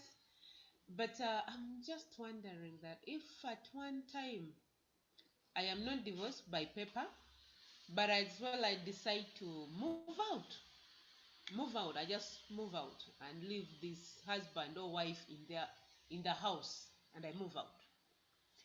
Is marriage a legal binding that we must stay together, or we can as well be married while separated? Each one is in their world, okay, but we are married by paper and by law, but we are living a different life. Or marriage means we must stay together. I believe that is addressed to me. Now, How did you know? Surely it is. what you've actually talked about is true, and actually majority live like that. They are still married, but everyone took their path. So you find that some of them come after 10 years since they were separated. You find the man lives in Mbale, even has children already. The woman is also somewhere else with another man, but they are still married, but each one moved on. So that is also an option. You can take it. So divorce is only relevant if you're planning to get married again. So that's when you will now realize that you need to be divorced. Oh, it's not Yes. an issue till you want to marry again. Yes. Okay. Okay, dear listeners, we still invite in your questions. We have just a few minutes to go, like about 13 minutes. 13 minutes, and in the last 3-4 minutes, the panelists will give us their conclusive input as far as the topic is concerned. I don't know, because I cannot access the chat to see what you're sending in, but I will request those ones who are able to see it to keep checking so that we don't miss out on any person's question. Now, I am divorce. It's a word spoken but not very common in Africa, you know. It's as in not commonly embraced. Because as far as marriage is concerned, they tell you hang in there, be there for the children, stand strong, please don't leave your home, you know. And then I've seen in scenarios where the Western countries, when it is divorce, mostly the man moves out. Here in Africa, when it is divorce, a woman moves out. I want the counselor to compare and contrast the impact of or the what that affects to the family. What would be better? Man to go start their life or woman to move and start their life? Wow. Evelyn, are you Of there? course, yes, I'm there. Okay. I'm there, Lydia. And this is a very controversial question. The natural one, usually, the man moves out, especially when children are involved, just because in most cases, custody of children remains with the woman, because usually women are the ones who have the time to attend to the children, and more so if they are young. Although the children are allowed, like the lawyer said, the custody belongs to both, but there's one who stays with them. But usually it is the man who moves out. But in any case, even a woman can move out because these things of property, I don't know how, but depending on the negotiation and so on. Sometimes men also fear moving out because they can think that maybe that will make them not own. But I'm very sure by the time people reach that level, the lawyers have already settled things of negotiations on property. But the impact, of course, on children, like I said, is very huge because children are not going to these courts of law with you people. They are not going to listen to why you people have to divorce. They are only helped by maybe counselors, because these things have, if the children are of age, they have to begin being talked to. You know, mommy and daddy might will be separating, and they have to be helped emotionally, because the truth is, still they will not be happy whether you want it or not. For them, they want you people together. So it's a huge psychological impact on the children. And like I said, depending on the age, there must be a lot of support. If it's a teenagers, because for them, they look at things. Remember, they are now also big.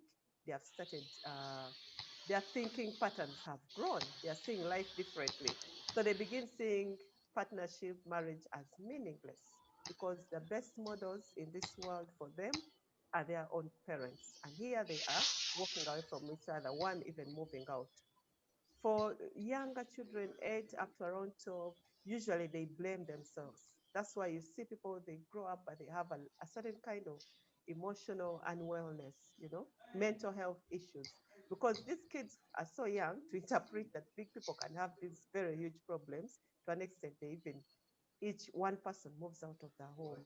So they will keep blaming themselves. I think maybe it's because of Evelyn, maybe. your voice keeps going down and down and down. Oh, Can you increase a okay. little bit?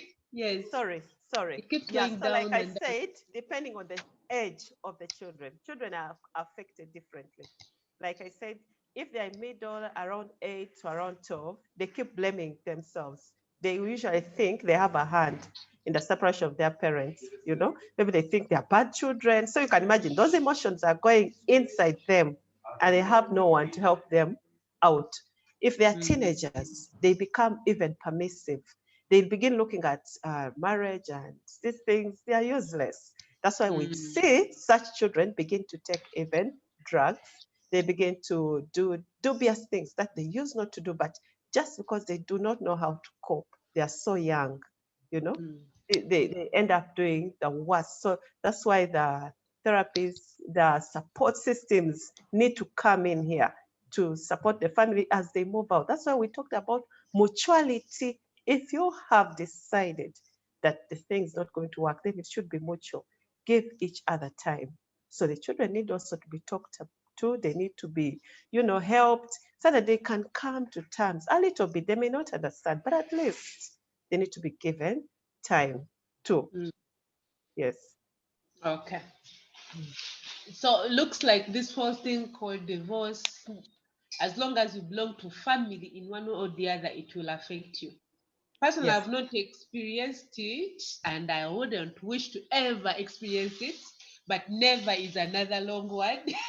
Because you don't just use the word never in your statement because you never know still. But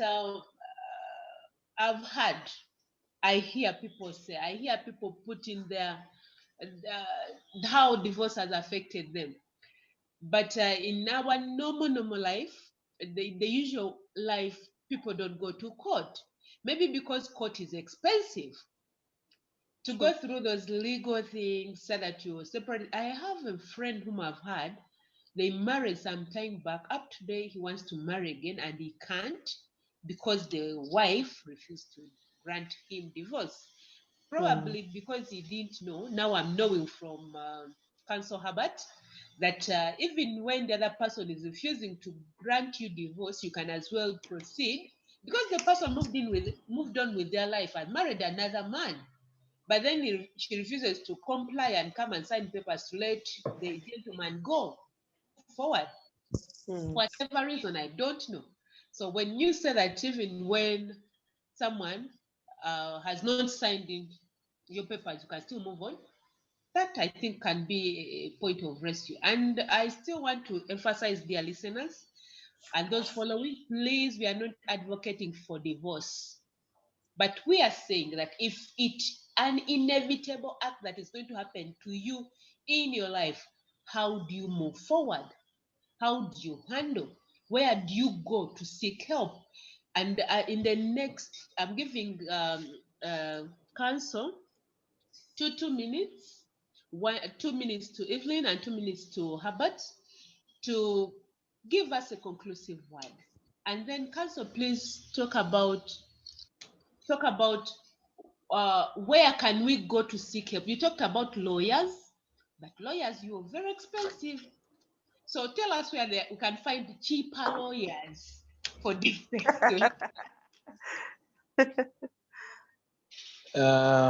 First, I'll talk into the issue of cheaper lawyers. Law by its nature is a profession that is related to billing, profitability, and all to do with business. It's a business.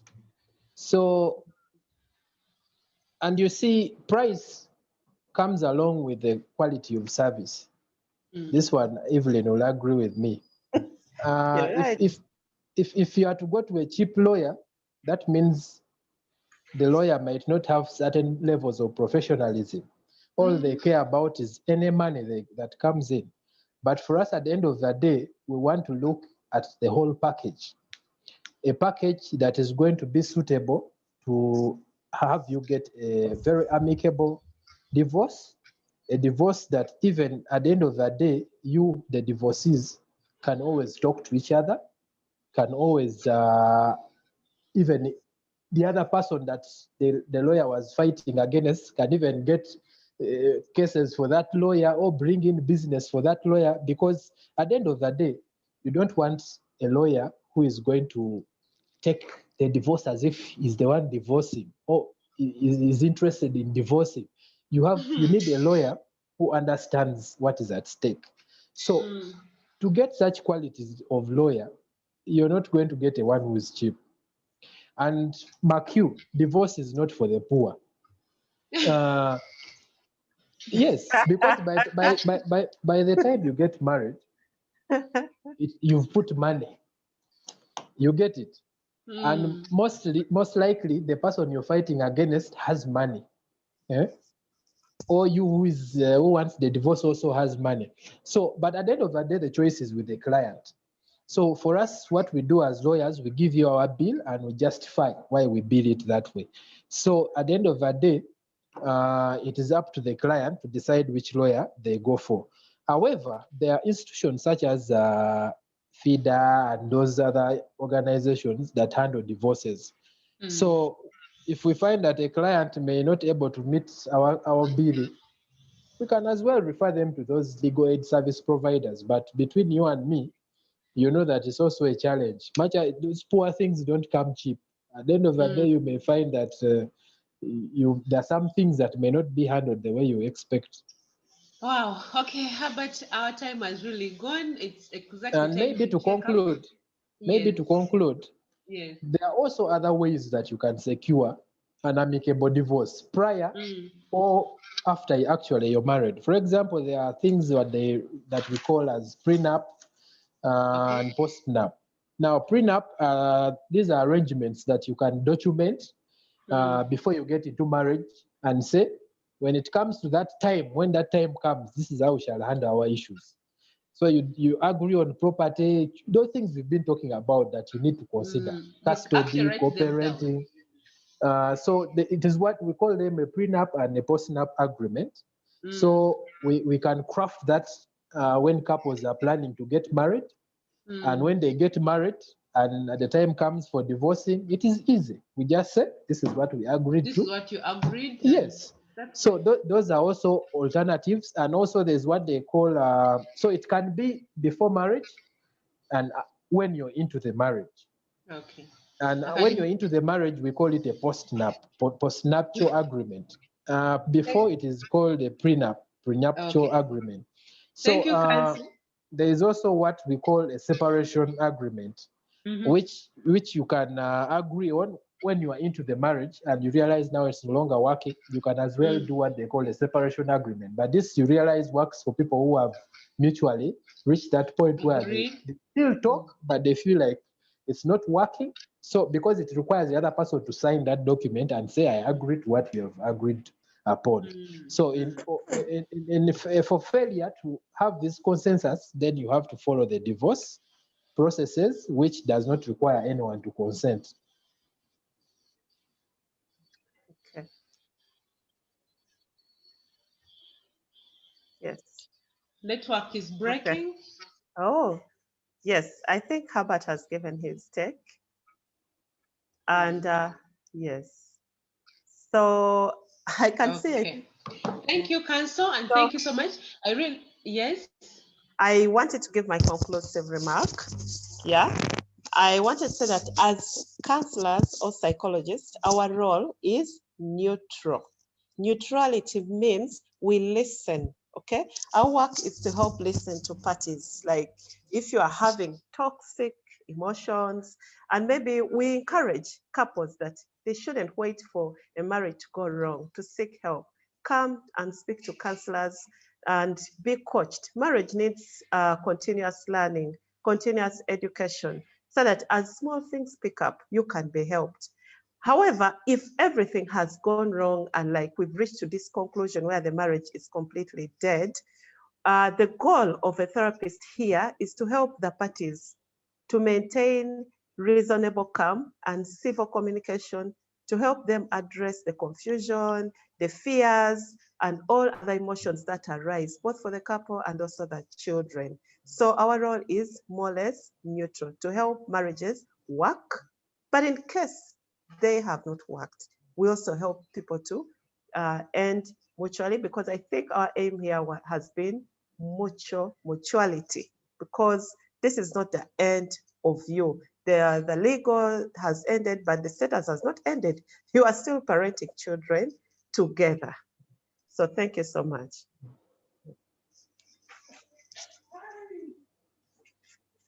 Lydia, I don't know if Pastor is. Lydia, are you on?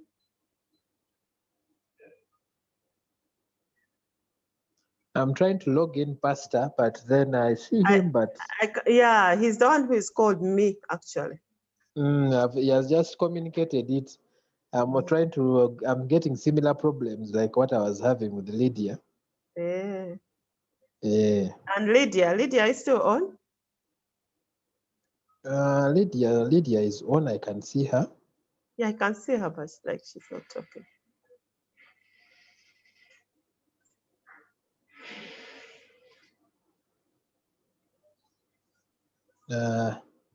Otherwise, I guess that's it. Because we are 30 minutes past the agreed time. Nice. True. I don't know whether Lydia will come back and conclude. She's having similar problems with. She's having issues with network. Yes. Yeah. Otherwise, thanks for participating. Yeah. This has been the first of its kind. Yeah. Those that are interested in us discussing any other topic related, or who are interested in having this same discussion again aired, we can arrange that as well. And it will be a much more better visually and audially. So for now, I beg to close the webinar. Okay. And thank all the participants and panelists for being a part of this Zoom. Thank you too. Okay, bye-bye.